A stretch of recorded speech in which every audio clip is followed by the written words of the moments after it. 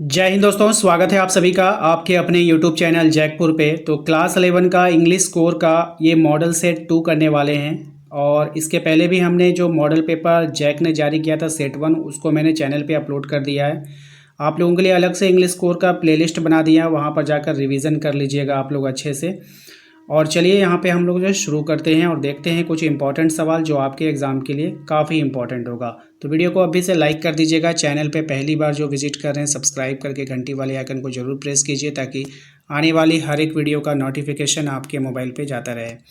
तो देखिए यहाँ पर जो आप देखोगे सबसे पहले आप लोगों को एक पैसेज मिलेगा जैसे ही आप एग्ज़ाम देने चाहोगे। अगर सेम टू सेम पैसेज आ गया तो कोई बात नहीं, क्वेश्चन भी सेम रहेगा। ठीक है, बात समझ में आई? तो इस पैसेज को आप ध्यानपूर्वक पढ़ लीजिए। हम लोग डायरेक्ट क्वेश्चन आंसर आपको करके दिखाते हैं कि कैसे होगा, और 40 इंपॉर्टेंट क्वेश्चन आज के इस वीडियो में देखने वाले हैं। देखिए यहाँ पे पहला सवाल आपके स्क्रीन पर दिख रहा है। Question number 1, solar, wind, hydro electronic, geothermal and biomass are example of dash sources. तो ये सब जो है किस चीज़ का एग्जाम्पल है आपको बताना है। ठीक है, आखिर इतना जो जितना चीज़ का यहाँ पे नाम लिया गया है ये सब चीज़ें किस चीज़ के एग्जाम्पल है, किस चीज़ के अंतर्गत आता है आपको बताना है। रिन्यूएबल एनर्जी के अंतर्गत आएगा, फॉसिल फ्यूल्स के अंतर्गत आता है। ठीक है, तो इस तरह से आपको यहाँ पर बतानी होगी कि ये किस चीज़ों के अंतर्गत यहाँ पर ये सब चीज़ आती है। तो इसका जो सही जवाब हो जाएगा वो हो जाएगा आपका ऑप्शंस नंबर, ठीक है, A, renewable energy. Option number A इसका करेक्ट आंसर होगा, ध्यान रखिएगा। क्वेश्चन नंबर अगर हम 2 की बात करें तो इसमें कह रहा है कि what take millions of years to form and are finite. इसका क्या मतलब हुआ? इसका मतलब हुआ कि किन चीज़ों को बनने में लाखों मिलियंस वर्ष लग जाते हैं। किन चीज़ों को बनने में लग जाता है? तो फॉसिल फ्यूल्स को बनने में। ऑप्शन नंबर बी इसका यहाँ पे करेक्ट आंसर हो जाएगा। ठीक है, क्वेश्चन नंबर आते हैं 3 पे। क्वेश्चन नंबर 3 में देखिए कहा जा रहा है कि which of following is are harmful air pollution. ठीक है, कौन सा जो है हानिकारक है, वायु प्रदूषक है, आपको बताना है। Oxygen, nitrogen, hydrogen oxide, sulphur dioxide, कौन है? तो sulphur dioxide, option number D इसका यहाँ पे करेक्ट आंसर हो जाएगा। ठीक है, क्वेश्चन नंबर आते हैं 4 पे। कह रहा है कि what is one of the greatest advantage of renewable energy source.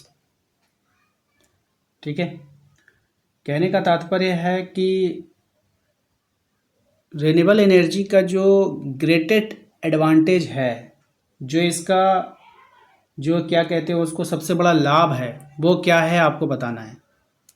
तो सही जवाब हो जाएगा इट इज़ इन्वायरमेंट फ्रेंडली। ये जो है क्या है, पर्यावरण के अनुकूल है, फ्रेंडली है ना। क्वेश्चन नंबर आते हैं हम लोग 5 पे। क्वेश्चन नंबर 5 में कह रहा है कि which of the following mean the same as generate from the passage. कहने का तात्पर्य है कि जनरेट के समान पैसेज में क्या है। ठीक है, सही जवाब होगा इसका option number B, produced. Generate करना, बनाना, प्रोड्यूस यानी कि किसी चीज़ को तैयार करना, बनाना। ठीक है, abbreviations are freely used in. संक्षेपण का प्रयोग स्वतंत्र रूप से किसमें किया जाता है आपको बतानी है। सही जवाब होगा इसका नोट मेकिंग में, ऑप्शन नंबर सी। ठीक है, ये सब राइटिंग टॉपिक्स है जिस पर मैंने 2 वीडियो बनाए हैं।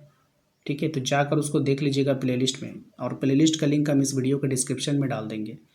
तो आप लोग जरूर जाकर के एक बार विजिट कीजिएगा इंग्लिश स्कोर के प्लेलिस्ट को, हेल्प मिलेगा आपको बहुत सारा एग्जाम में। ठीक है, the summary of passage contain. ठीक है, जो समरी ऑफ पैसेज होता है वो किस तरह का कंटेंट होता है आपको बताना है। मेन आइडिया होता है, ग्लोसरी होता है, वर्ड मीनिंग होता है, फॉर्मेट होता है, क्या होता है? तो सही जवाब हो जाएगा मेन आइडिया। ठीक है, क्वेश्चन नंबर आते हैं 8 पे। How would you address the recipient of an formal letter. औपचारिक पत्र प्राप्तकर्ता कैसे उसको जो है संबोधित करता है वो बतानी है।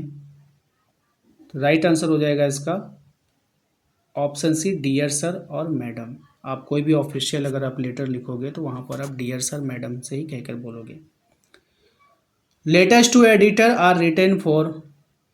ठीक है, तो एडिटर को जब आप संपादक को लिखे जाते हैं, किसका संपादक होता है? क्या स्कूल के संपादक होंगे, कॉलेज के संपादक होंगे, क्लब के संपादक होंगे? नहीं भाई, संपादक न्यूज़पेपर में होता है। ऑप्शन नंबर ए इसका करेक्ट आंसर होगा। What would not be included in report writing? Report के लेखन में क्या शामिल नहीं किया जा सकता है या नहीं किया जाता है, आपको बतानी है। सही जवाब हो जाएगा पर्सनल कमेंट आप नहीं कर सकते हैं रिपोर्ट में। रिपोर्ट में जो है वही आपको लिखना होगा। रिपोर्ट का मतलब क्या हुआ? 100% ट्रुथ। ठीक है, उसमें छेड़छाड़ नहीं करना है आपको।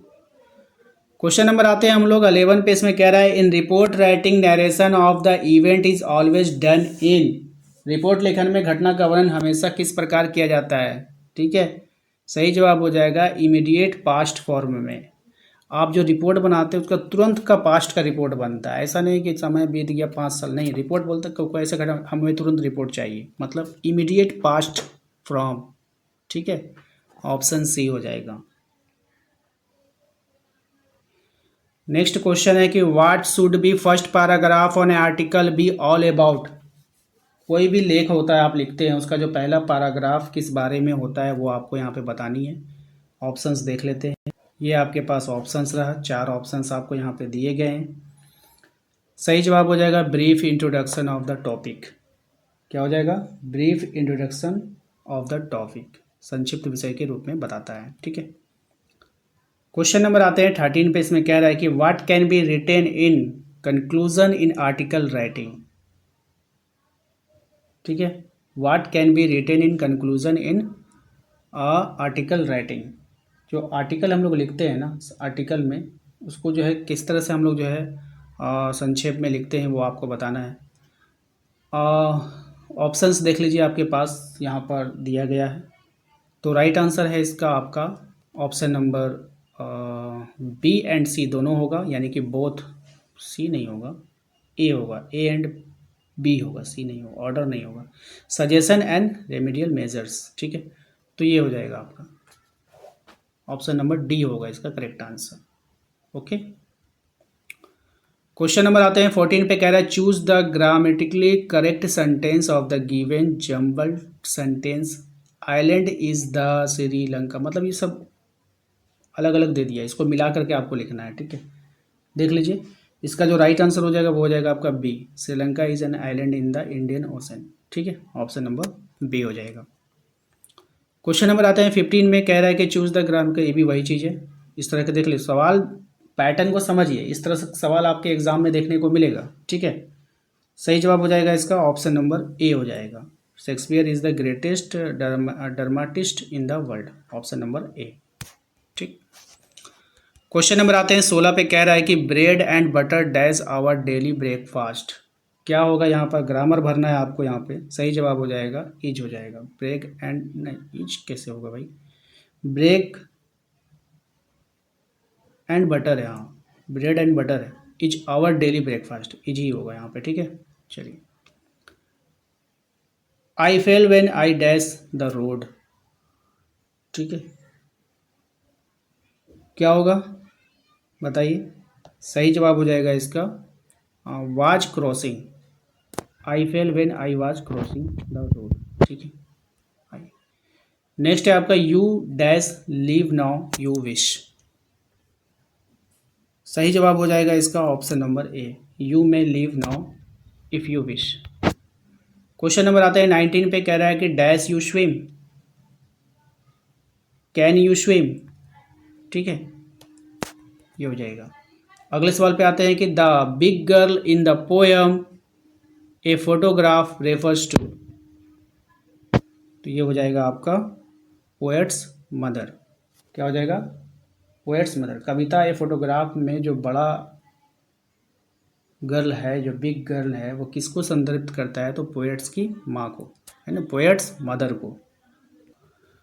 नेक्स्ट है क्वेश्चन नंबर 21 में। Which month of the year has been mention the poem the laburnum top. कह रहा है कि वर्ष के किस महीने में द लेबरनम टॉप कविता का निर्माण हुआ था? तो ये जो निर्माण हुआ था वो हुआ था आपका सितंबर में, ऑप्शन नंबर सी हो जाएगा। In the poem the voice of rain which of the following personified. कहने का मतलब कविता the voice of the rain में निम्नलिखित में से किसे मानवीकृत किया गया था। सही जवाब हो जाएगा इसका रेन को। किसको? रेन को। क्वेश्चन नंबर आते हैं 23 में, one can find once lost childhood इन।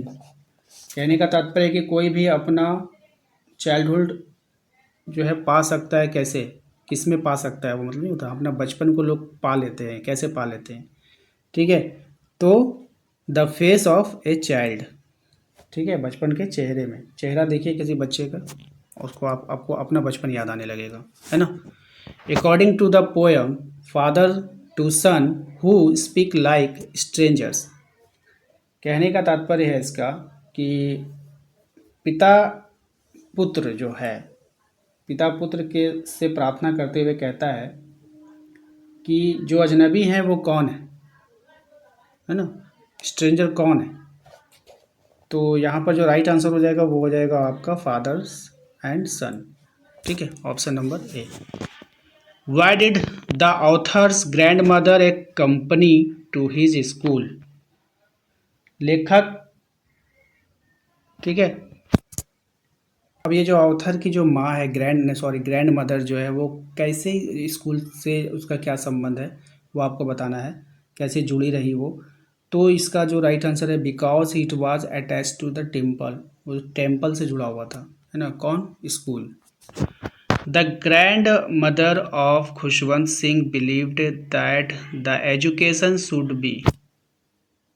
अब देखो, जो ग्रैंड मदर थी खुशवंत सिंह के, उसका विश्वास था किस पर? एजुकेशन शुड बी, एजुकेशन कैसा होना चाहिए, उसका जो विश्वास था। तो रिलीजियस बेस्ड एजुकेशन कैसा होना चाहिए? एक रिलीजियस धार्मिक बेस्ड एजुकेशन यहाँ पर होना चाहिए। How many years did Gordon Cook and his wife spend in honing their seafaring skill.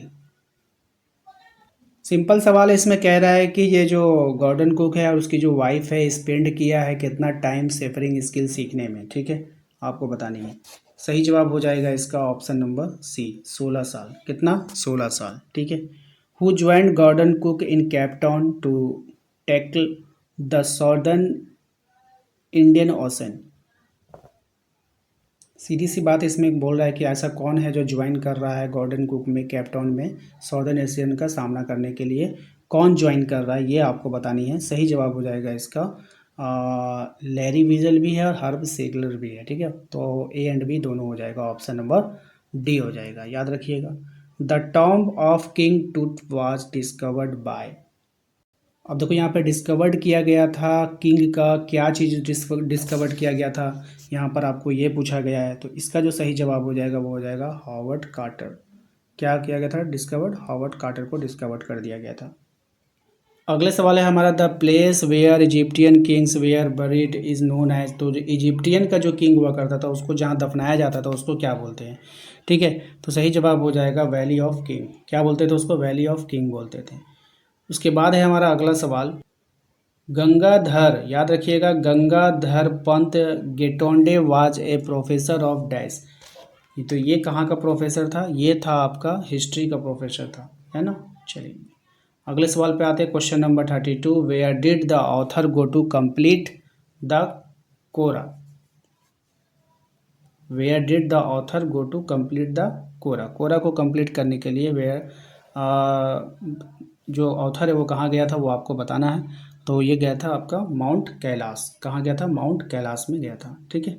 What did Lhamo give the author as farewell present. अब ये जो है लैम्हो, इसने गिव द ऑथर को फेयरवेल प्रेजेंट क्या दिया था, ठीक है, ये आपसे पूछा है। तो इसका जो राइट आंसर हो जाएगा वो हो जाएगा आपका ऑप्शन नंबर ए, सिप्सकिन कोट, है ना, सिप्सकिन कोट, ऑप्शन नंबर ए हो जाएगा। क्वेश्चन नंबर आता है 34 में, how many times did the author visit Mrs Darling house. तो कितने टाइम जो है ऑथर विजिट किया है मिसेस डॉर्लिंग हाउस में। तो सही जवाब हो जाएगा आपका ऑप्शन नंबर बी, ट्वाइस, 2 बार, ठीक है। क्वेश्चन नंबर आता है 35 में, कह रहा है the summer of the beautiful white horse is a short story of two dash boys. The summer of the beautiful white horse ये जो है एक शॉर्ट स्टोरी है टू बॉयज ठीक है, कौन से 2 बॉयज़ की? तो आर्मेनियन 2 बॉयज़। किसकी है? Armenian 2 boys. ठीक है, चलिए अगले सवाल पे आते हैं। क्वेश्चन नंबर 36 में देखिए कहा गया है कि who was the true owner of the beautiful white horse. अब एक इसका ट्रू ऑनर, वास्तविक मालिक जो है इसका कौन था? ब्यूटीफुल वाइट हॉर्स का। हाउस नहीं है, हॉर्स है। ठीक है, तो इसका राइट आंसर हो जाएगा John Barrow, option number D हो जाएगा। Who has been telling the fortune of Mrs Pearson. अब यहाँ पर जो ये जो मिसेस पियर्सन है इसका जो है telling, who has been telling the fortune, है ना। मतलब इसका मतलब होता है एक तरह से भविष्य को बताना। कौन बता रहा है उसके, किसको? मिसेस पियर्सन को। तो कौन बता रहा है? तो इसका जो करेक्ट आंसर हो जाएगा वो हो जाएगा आपका ऑप्शन नंबर ए, मिसेस फिट्जगेराल्ड। ठीक है, ऑप्शन नंबर ए हो जाएगा। क्वेश्चन नंबर आते हैं हम लोग 38 पे। कह रहा है Andrew Manson was dash by profession. तो एंड्रयू जो है मेंशन किया था अपने प्रोफेशन के, कौन से प्रोफेशन से आपको बतानी है। सही जवाब हो जाएगा आपका doctor. The king lost his crown under the arc because. अब ये जो राजा था ना ये अपना क्या खो देता है ना। King lost his crown under the arc, arc के अंदर जो है अपना जो है वो क्राउन खो देता है। राजा अपना जो मुकुट होता है वो खो देता है। कहाँ? अंडर द आर्क, आर्क बोलते हैं एक तरह का मेहराब के नीचे। क्यों क्यों खो देता है ये आपको पूछा गया है। क्योंकि जो वो बहुत नीचे बना हुआ था, ये जो आर्क था ना वो बहुत नीचा बना हुआ था, इसलिए वो खो जाता है। According to the poem the tale of melon city who was finally hanged. कह रहे the tale of melon city कविता के अनुसार अंततः किसे फांसी दे दी गई थी?